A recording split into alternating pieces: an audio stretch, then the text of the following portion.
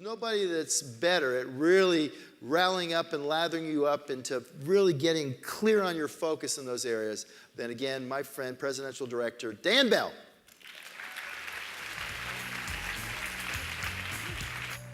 All right.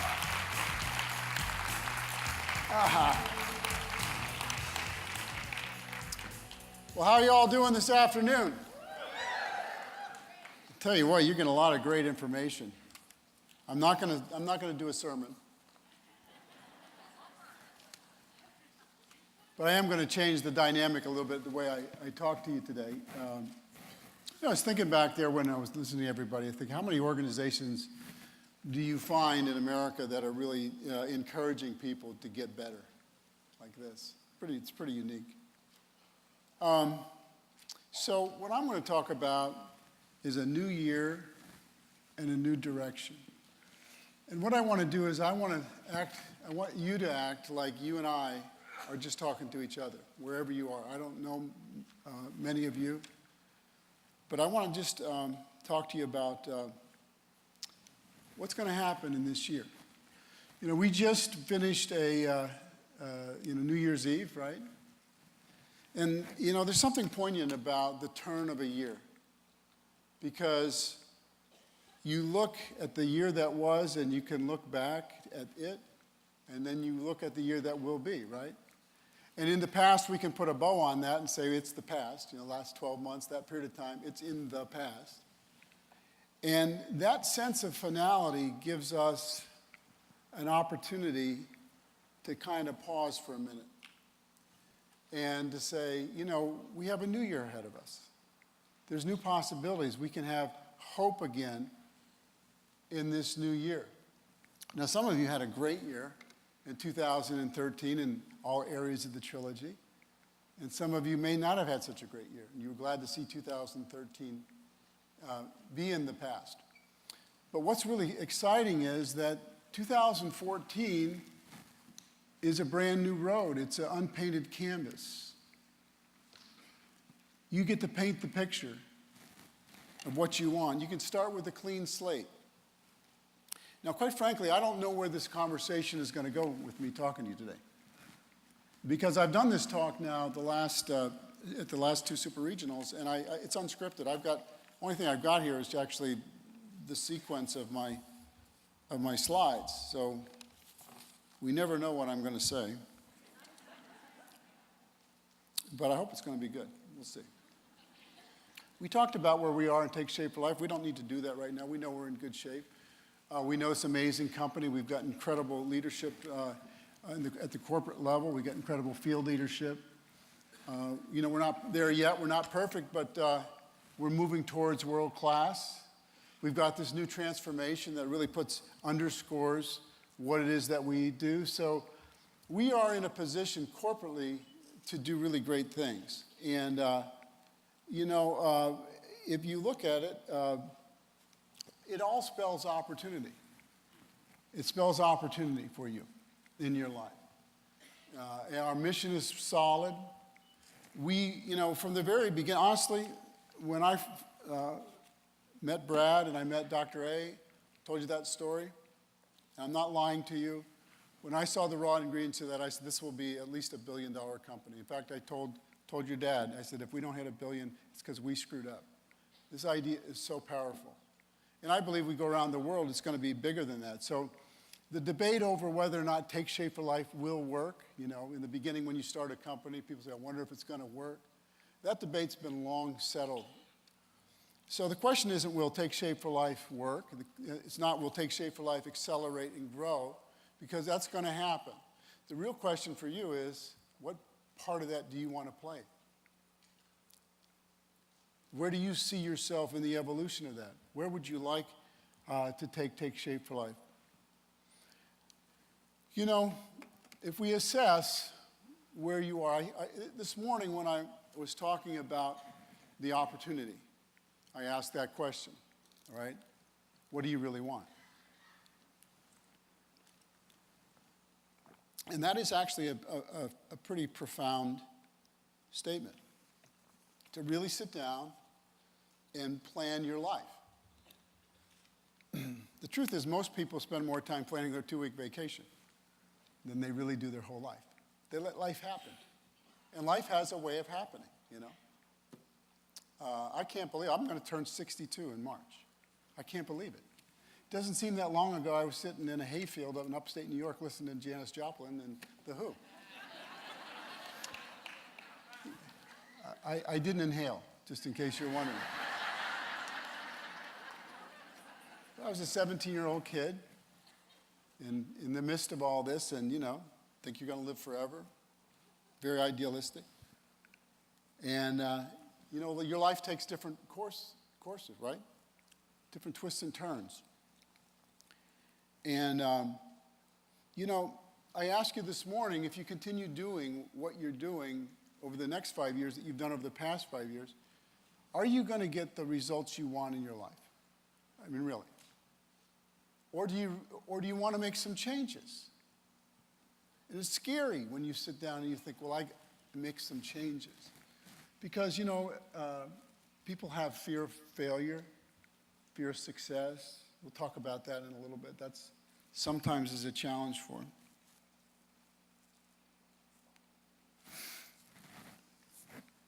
You know, as a human being, we have been given a gift that other creatures in this planet don't have. And that gift is we get to create our future. A tree can't create its future. A tree's got to grow where it's planted, right? A squirrel can't create its future. But a human being has the ability, because we have this mind, to really create what we want. The challenge for most people, though, is they don't really understand that. They don't really believe that.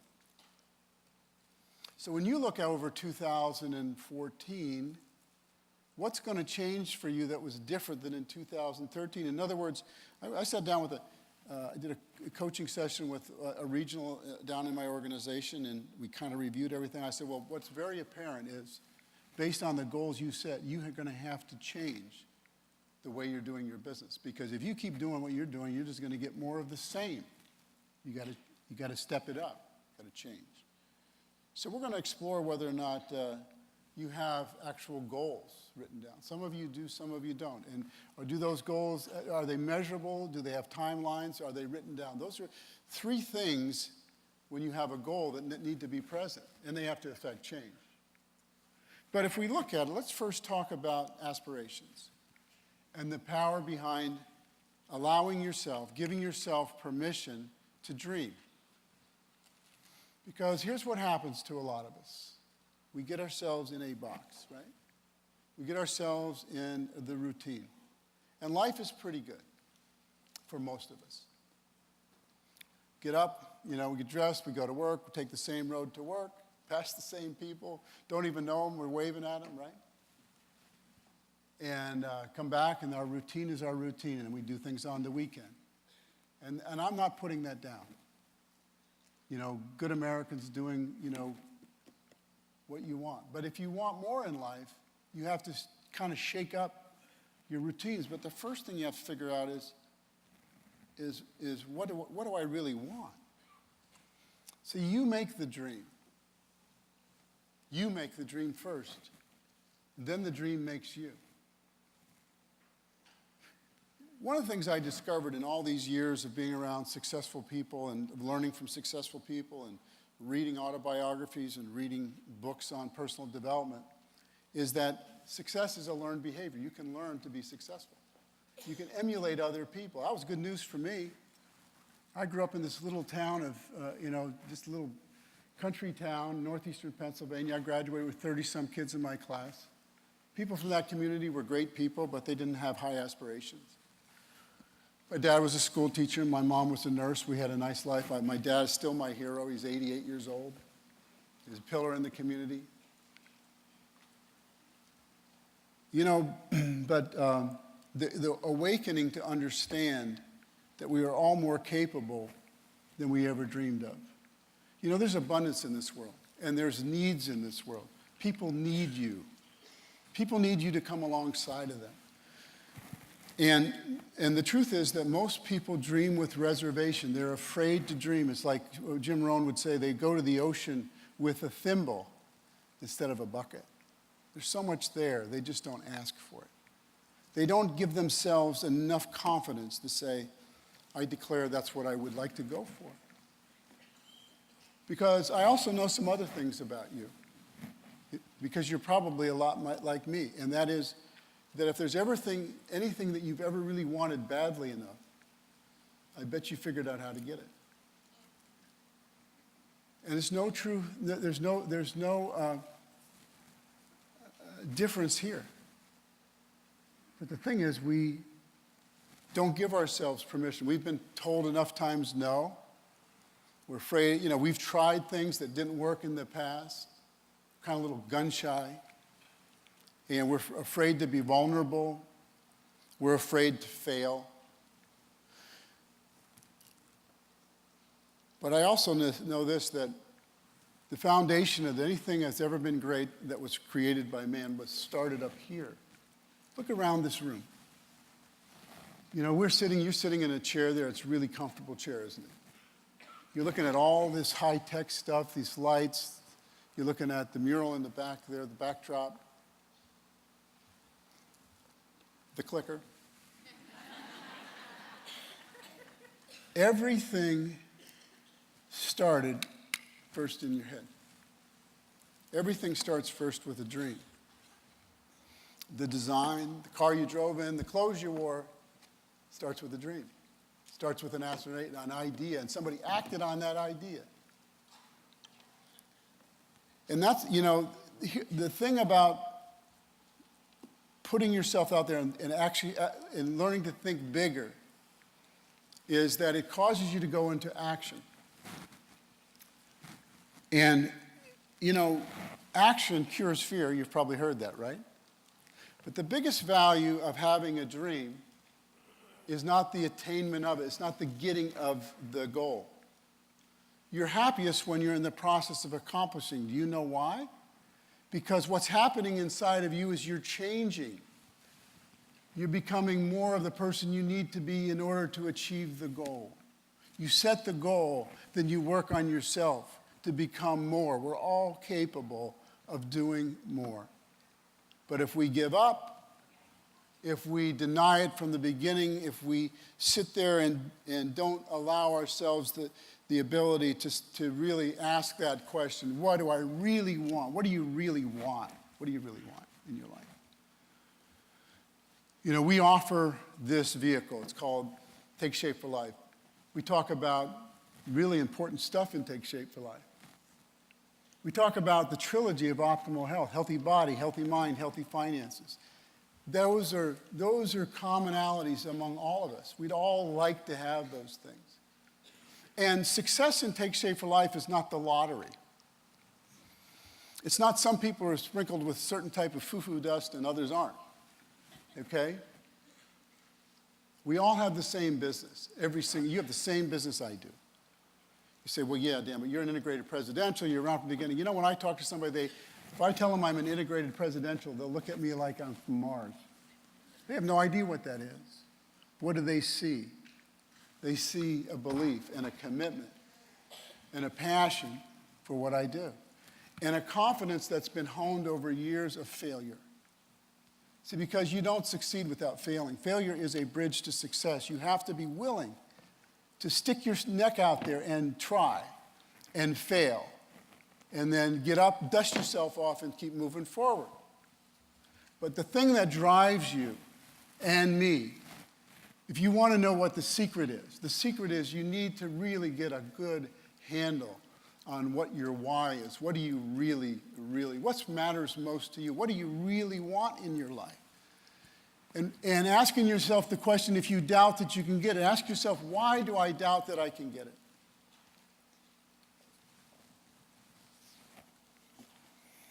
Dreams come first, answers come next. People, sometimes they want to learn all the details, Give me the details. Well, you can have all the details, but you never act on them. See, the dream is what causes us to jump out of our comfort zone. It's what causes us to do things that maybe are secondary choices for us. And you can look at all areas of your life in the trilogy, right? The dream of creating health in your life, what does that do for you? It causes you to make the secondary choices and say, I'm not going to eat that piece of bread. I'm not going to eat that pizza, right? I'm going to eat 5 to 6 times a day. I'm going to use these meal replacements. I'm going to be on a track. And so you make the secondary choices, which are always often harder than the primary choice, because in your mind, achieving the primary goal is so much more important. What would your dream be this year and take shape for life if you knew you couldn't fail? If you knew everything that you touched met with success, how big would you dream? Would you be a global? Would you be a presidential? Is that what you want? If you look at other areas of your health or healthy mind,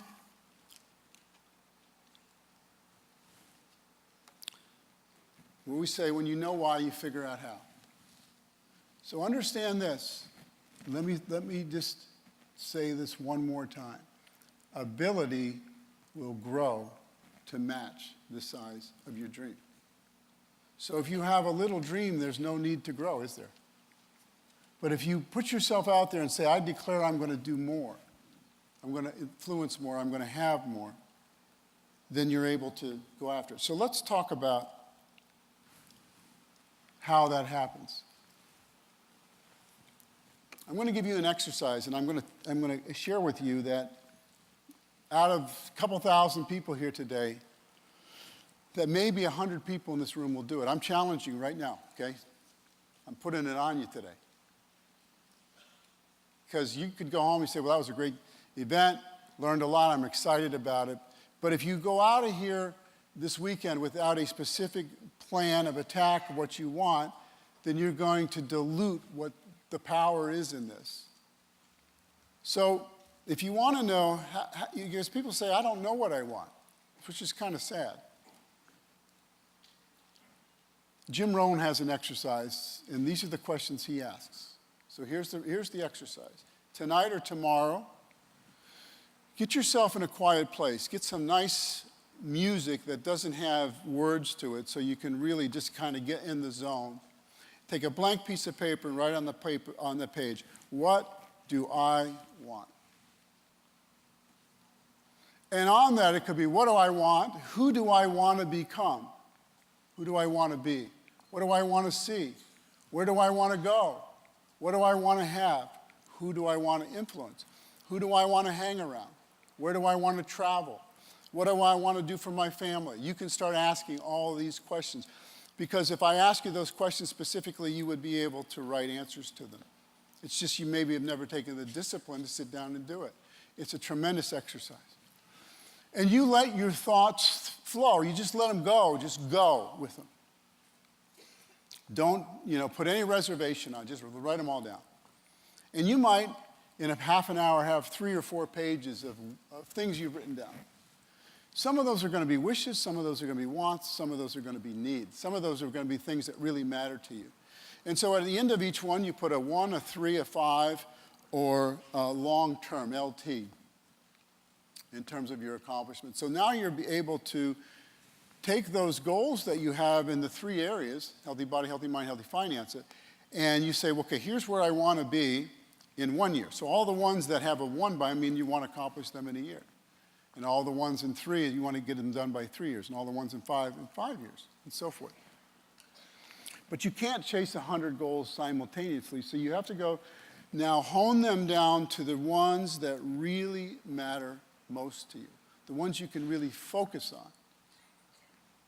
And there'll be some business goals in there, there'll be some family goals, there'll be some health goals in those things. But all of a sudden now, you're starting to collect all these random ideas. Oh, I'd like to do this someday, or I'd like to do that someday. And all of a sudden, they now start flying in formation.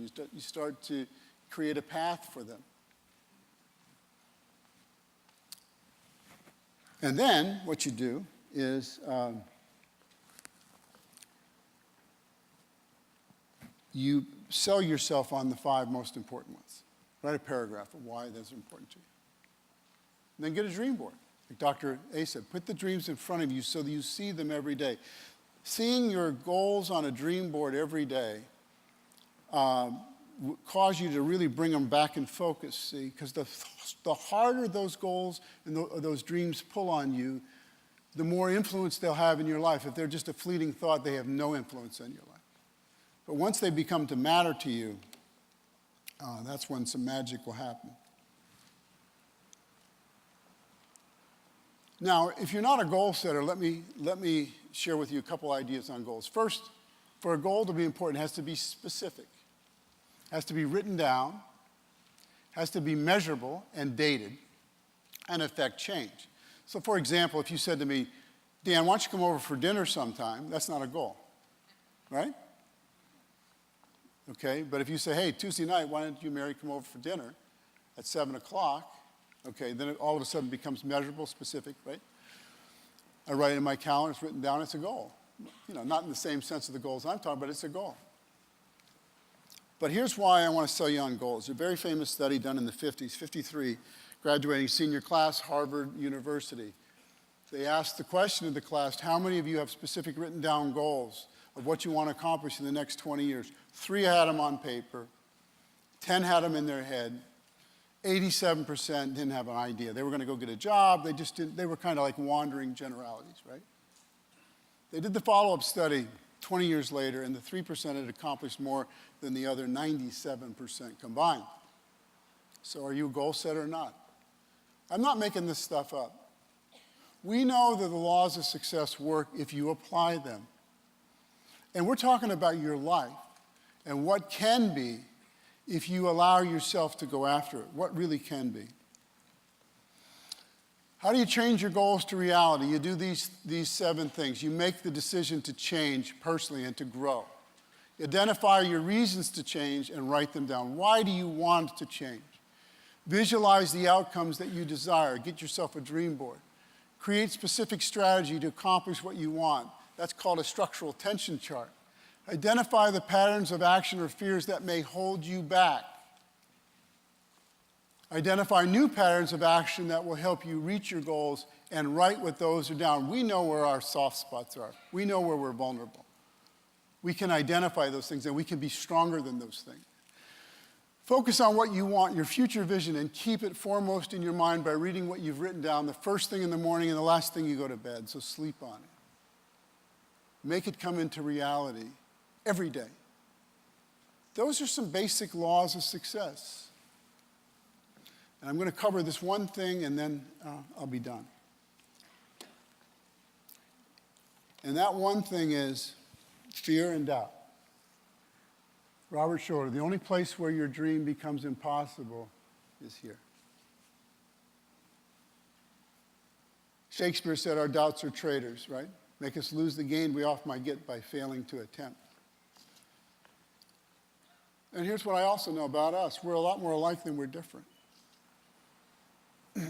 All of us have had successes in our life. All of us have had failures. All of us have had disappointments. All of us, or most of us, have had our hearts broken once or twice. A lot of us have tried things that didn't work.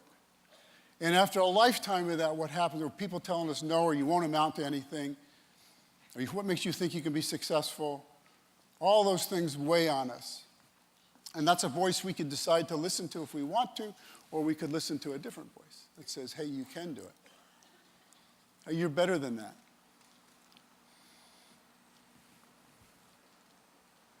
Some people in this room have some concepts. It's a big crowd. And one concept some of you may have is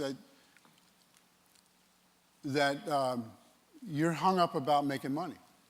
I know that's true in some of you here. And what you'll say is the love of money is, you say money is the root of all evil, which is a misquote. It's the love of money that's the root of all kinds of evil, not money itself. Money's neutral. It's neither good nor bad. And if it was really bad, they probably wouldn't collect it in this place. Think about it. Right?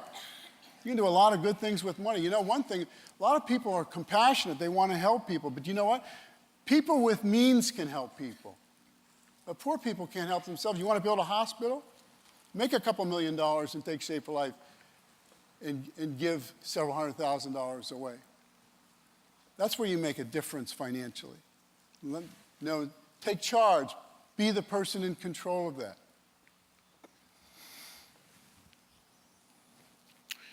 Well, you don't know, Dan, the people are different in this area. I get that a lot. Every area in the country, I hear the same thing. People are people. Well, I'm too old, or I'm too young. I don't have enough education. I can't get up in front of a group of people. I couldn't get up in front of a group of people either. But what my desire to succeed was so much stronger that I overcame my fear through action, even though it was uncomfortable. It's the same thing you can do. How badly do you want it? What if you looked at your best self and what your best self could accomplish in 2014? Just think about the influence that we have. You're sitting in this seat because somebody, somewhere, made a decision.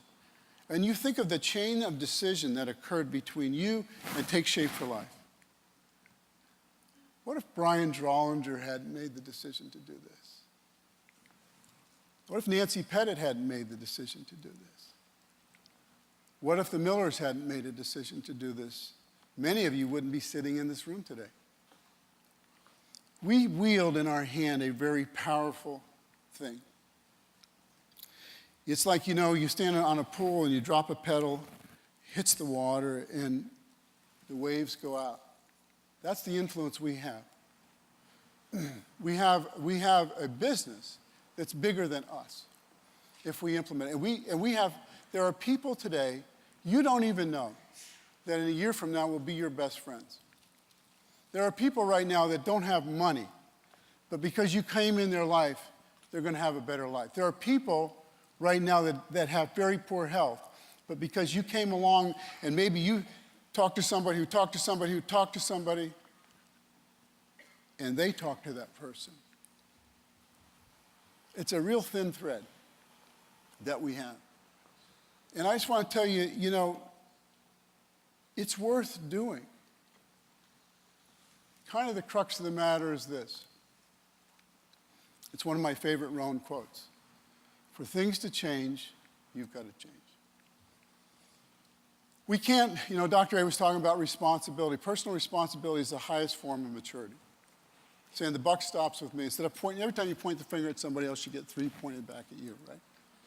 And it's really come to the decision. I am where I am in life because of the decisions I've made, period. It's not the government. It's not the economy. It's the decisions I've made.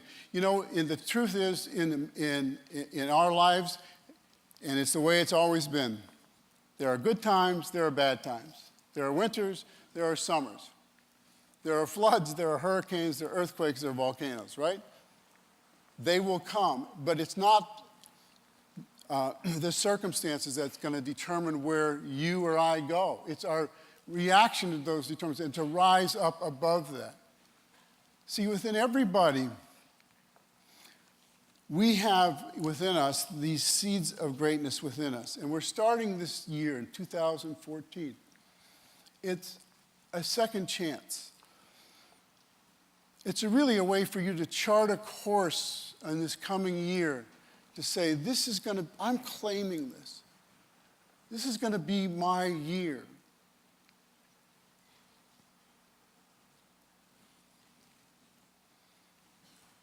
And I hope you really step it up. I hope that today, this day, by coming this day, hearing Dr. Anderson, hearing all the other speakers, maybe some of the things I shared with you, that this day, you make a decision. And that decision isn't just, some of you will make little decisions like, hey, I'm going to get involved in the business, I'm going to be a senior coach, and that's great. But I want to talk to those of you out there and appeal to those of you out there who know and have this sense that I want to make my life count. And I really want to do something big. Because, the road is in front of you, guys. Forget about what's in the past. Move towards where you want to go. And make 2014 the best year you've ever had. Thank you.